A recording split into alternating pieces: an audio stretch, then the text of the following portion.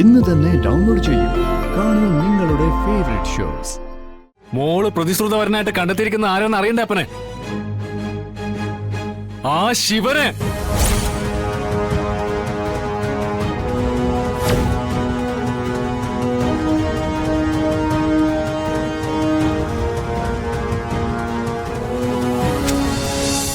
എന്താ ചേച്ചി?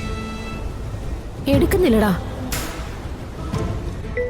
അമ്മയൊന്ന് ഫോൺ എടുത്തേ, ഞാനൊന്ന് നോക്കട്ടെ.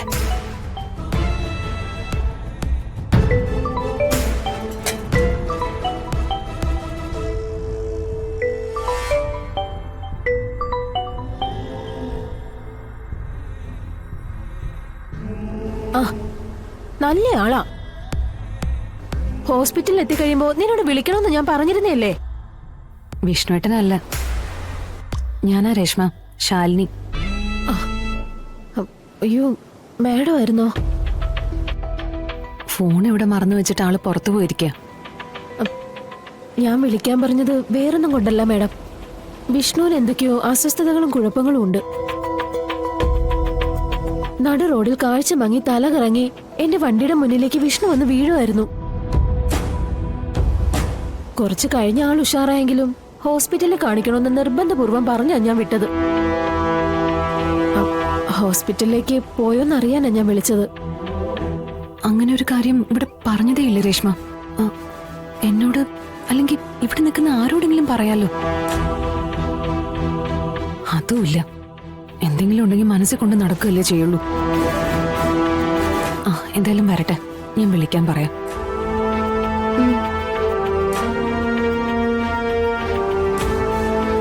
എന്താ ചേച്ചി പറഞ്ഞേ? വിഷ്ണുവിന്റെ വൈഫാടാ ഫോൺ എടുത്തേ. ആളെവിടെ ഈ കാര്യമൊന്നും പറഞ്ഞിട്ടില്ല.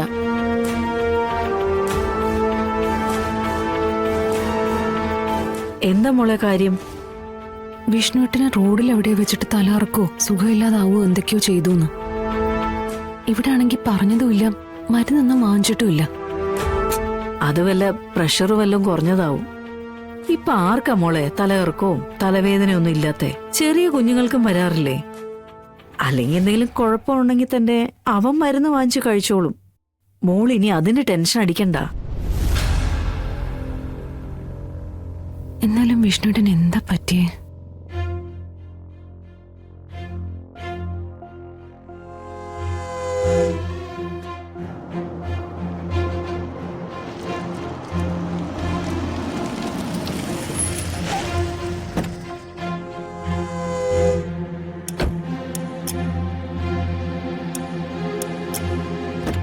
എന്താടി നോക്കിയിരിക്കുന്നത്? ഇറങ്ങി വരാൻ.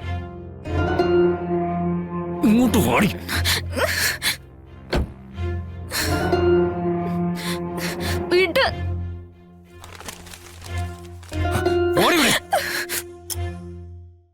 അപ്പാ,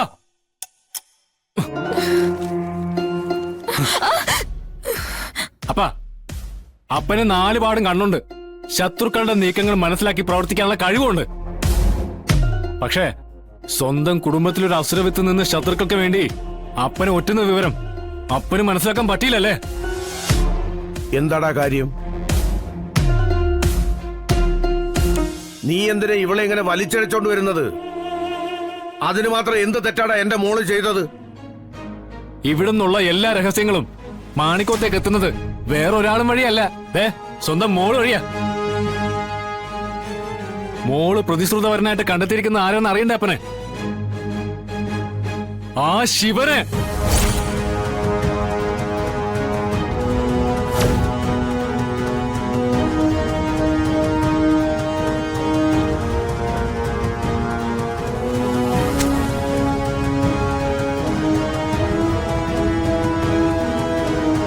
നമ്മുടെ ശത്രുവിനെ.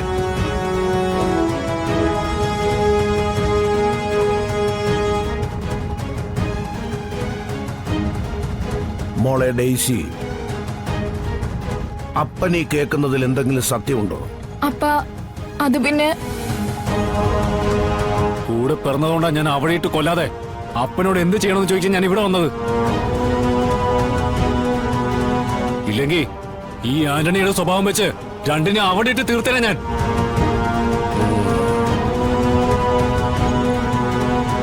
മോളെ, അപ്പൻ ചോദിച്ചതിന് മോള് മറുപടി പറഞ്ഞില്ല. അപ്പ ശിവന് ഞാനുമായിട്ട് ഒന്നുമില്ല എന്ന് കേൾക്കാനാണ് ഈ അപ്പന് ഇഷ്ടം. മറ്റൊന്നും നിന്റെ ഉള്ളിൽ നിന്ന് എനിക്ക് കേൾക്കണ്ട. മോളെ ഡെയ്സി, അപ്പം പിടിക്കാൻ പറ്റുന്ന കൊമ്പിലെ അപ്പം കയറി പിടിക്കൂ. എത്തിപ്പിടിക്കാൻ പറ്റുന്നില്ലെങ്കിൽ അത് വിട്ടുകളയണം.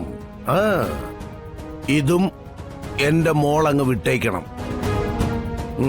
അതല്ല, പിടിക്കാൻ ശ്രമിച്ചാൽ ആ കൊമ്പല്ല, ആ മരം തന്നെ അപ്പനത് മൂടോടെ പറിച്ചു മാറ്റും.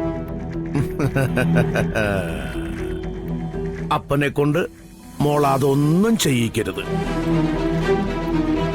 എൽസമ്മേ, ഇവൾ ഇനി ഇവിടുന്ന് പുറത്തു പോവുകയോ ആരെയെങ്കിലും കാണുകയോ ചെയ്താൽ പിന്നെ നീ ഈ വീട്ടിലുണ്ടാകില്ല. മനസ്സിലായോ? എടീ, മനസ്സിലായോന്ന്?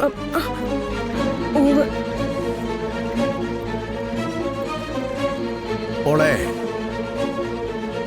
നമ്മളോട് ഇത്രയും കടുത്ത ശത്രുതയിൽ കഴിയുന്ന കുടുംബത്തിൽ തന്നെ നിനക്ക് കൂട്ടുകൂടണമെന്ന് പറഞ്ഞാൽ അത് മോശമല്ലേ? അല്ലടാ ആന്റണി? അത് അപ്പനെ കൊച്ചാക്കുന്നതിന് വേണ്ടിയല്ലയോ? അതുകൊണ്ട് ഇനി എന്റെ മോള് അപ്പം പറയുന്നതിനപ്പുറം നിൽക്കരുത്.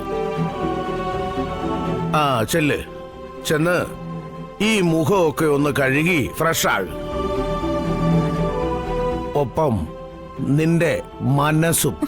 അപ്പാ ചെല്ല് ചെല്ല്.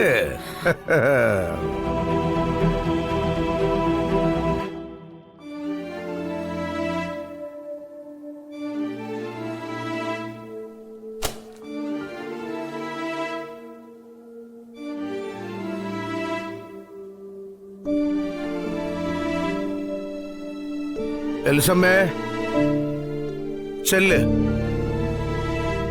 ഇന്നു മുതൽ നിന്റെ ശ്രദ്ധ അവളിൽ ഉണ്ടാകണം. കേട്ടല്ലോ? പറഞ്ഞത് കേട്ടോടി? ചെല്ല്.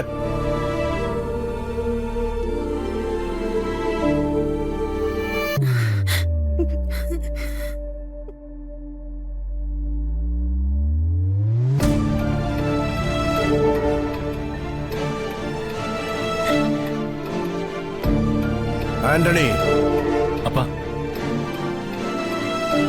ശ്രദ്ധിക്കണം. കുടുംബത്തിൽ നിന്ന് തന്നെ ഒറ്റുകാരുണ്ടായാൽ. മനസ്സിലായോ? ഉവ്വപ്പ.